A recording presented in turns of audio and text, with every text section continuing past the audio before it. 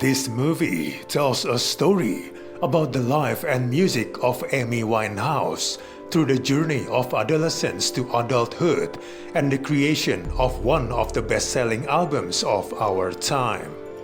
First of all, the performance of the main actress is quite good. She gives a solid performance and she can elevate the inconsistent script. She's not given a lot to work with in terms of the material, but she does her best to inject life into Amy's character. Unfortunately, everything else is bad. The narrative is by the numbers and formulaic, oversimplifying the highs and lows of her career. The movie ends up creating something more akin to an episodic soap opera, full of theatrics from her troubled history. Her life is reduced to one very large cliché, made up of a series of smaller ones. The movie is not interested to explore her talent as an artist or the personal problems that plague her. If you came here to get inside the head of the singer, you'll be totally disappointed. There's no sense of knowing who she is or what drove her to addiction. The movie lacks any of the authenticity its subject continually harps on about possessing. It's at odds with the issues that came to dominate her life in her later years. The movie is seeking to show its protagonist as self-destructive.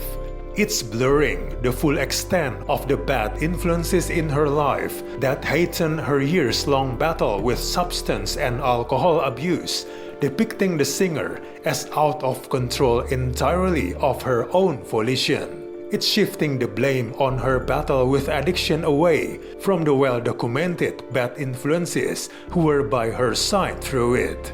All her issues are portrayed as self-generated, a self-destructive impulse that seemingly comes from nowhere. It would appear that the script decided to rewrite some of the external responsibility of her abuse issues under the guise of showing a grittier version of her life. It's an unexpected stance for a biopic and is particularly distasteful when the subject cannot defend herself. Amy's career is also quite mishandled throughout the film, as it doesn't exactly suggest much of a struggle. There's a certain lack of the underdog narrative that the real Amy seemed to continually personify. We hear all about her bulimia struggles, but not once do we ever witness it, and the actress' appearance remains largely unaltered across its 122 minutes runtime.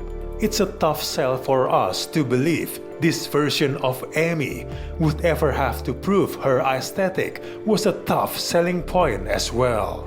Apart from the main actress, the rest of the cast doesn't fare so well, but that's down to the script rather than their efforts. Overall, it's not worth to spend time to watch this. We do not recommend this movie at all.